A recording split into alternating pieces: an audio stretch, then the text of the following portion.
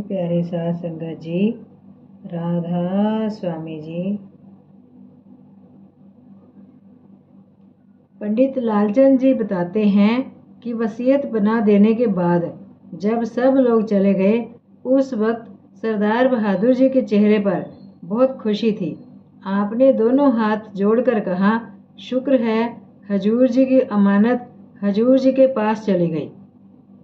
वसीयतनामा 22 अक्टूबर से पहले ना बनाने और इतने दिन अपने जानशीन का नाम ना प्रकट करने में भी सरदार बहादुर महाराज जी की कुछ मौज ही थी। आप जानते थे कि आपके जानशीन सरदार चरण सिंह जी गद्दी लेना कभी स्वीकार नहीं करेंगे और आपसे अपना निर्णय वापस लेने की विनती करेंगे। साथ ही ये भी संभव था कि 45 वर्ष की आयु में आप पर इस भारी जिम्मेदारी के बोझ को आता देखकर आपके माता पिता का मन डामाडोल हो जाता। आगे के वृतांत से स्पष्ट हो जाएगा कि इन संभावनाओं को ध्यान में रखकर सरदार बहादुर महाराज जी ने पूरा कार्य किस सुनियोजित तथा सरल ढंग से किया।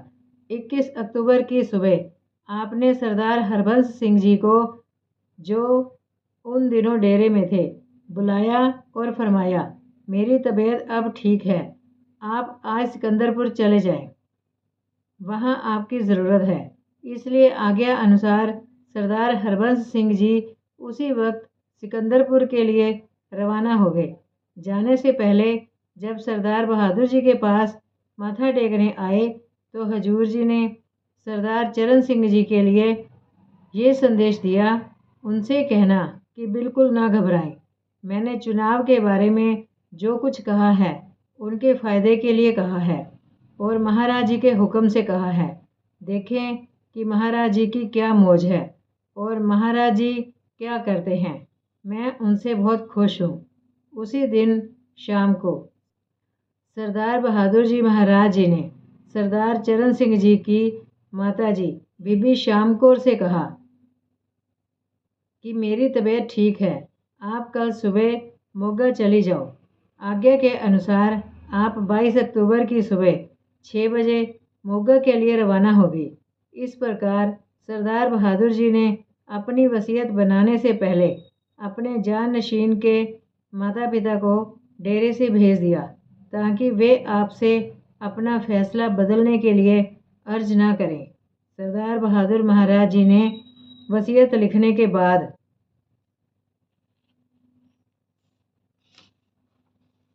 सरदार चरण सिंह जी को 22 अक्टूबर की सुबह तार देकर बुलवाया, जो उन्हें सिरसा में दोपहर के बाद करीब 3-4 बजे मिला।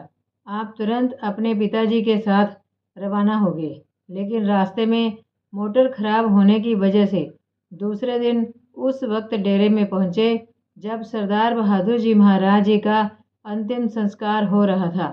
इस विषय में राय साहब मुंशी राम जी की डायरी में से कुछ अंश देना चाहूँगा, जिसमें वह लिखते हैं कि महाराज चरण सिंह जी के देर से पहुंचने में भी कुछ मालिक की मौज ही थी, क्योंकि अगर सरदार चरण सिंह जी सरदार बहादुर साहब जी के जीते जी उनके सामने आते और वह उनको गद्दी संभालने को कहते तो संभव था कि सरदार चरण सिंह जी साफ साफ इनकार ही कर देते, जैसा कि उनसे पहले सरदार बहादुर जी महाराज सामन सिंह जी को इनकार ही करते रहे।